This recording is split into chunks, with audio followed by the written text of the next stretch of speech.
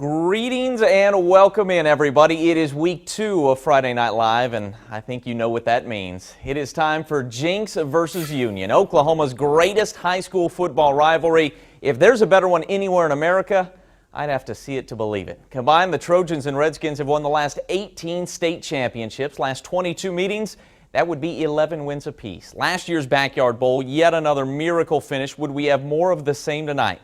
For the answer, we're going to send it out to Big Al Jerkens at 11th and Harvard. He's there with the Tulsa World's John Hoover. It's our F&L game of the week, and the boys are about to break this thing down beyond scientific levels. Boss, take it away. Caden, thank you very much. Joining us, John Hoover, the Tulsa World, on a cooperative effort through the football season here. The Tulsa World and CagerH.com will be giving you highlights and all the scores that both of our outfits can muster together. John, what did you think of this ball game? It lacked the dramatics at the end, but Union came out on top. Boy, their defense was sharp. Yeah, it was not what you expect from a Union Jenks game. It was a double-digit margin. It was it didn't come down to the end. It was low scoring, and yet Union came out running tempo on offense.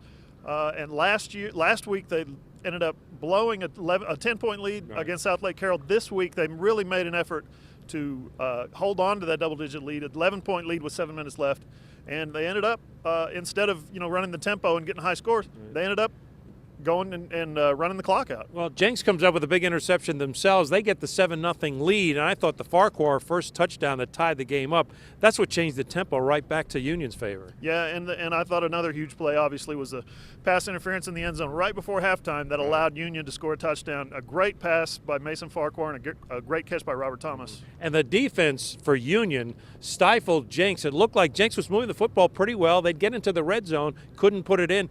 Cooper not only had a few interceptions that maybe he'd like to have back, but it was the Union defense that eventually won this thing. Yeah, 3 interceptions by the Union defense of Cooper Nenley and Trey Brown with 2 really big time, really athletic, and I believe he's just a sophomore, so there's a lot of good things ahead for the Union defense. I thought maybe this officiating crew had been watching the NFL games. They threw a lot of flags tonight. Yeah, man, I got tired of seeing all those flags. All right, John, thank you very much. And Union comes back after their disappointment in Dallas. Jenks after beating Bixby. Now both teams are 1-1. Do you expect these teams to be in the middle of it again at the end of the season? No question. Just talked to Kirk Frederick about this, and he said it is just one game. It's not even a district game. He said, but to sell this thing short of what it means to our community and to everybody in our school would be a mistake. It's not the gold ball for the state championship, but it's a gold ball for the so-called city championship. It's the Backyard Bowl. It's the Mid-First Backyard Bowl. It's a ton of fun. All right, John. Thank you very much, and we're looking forward to doing this each and every Friday night. It's going to be a blast. All right.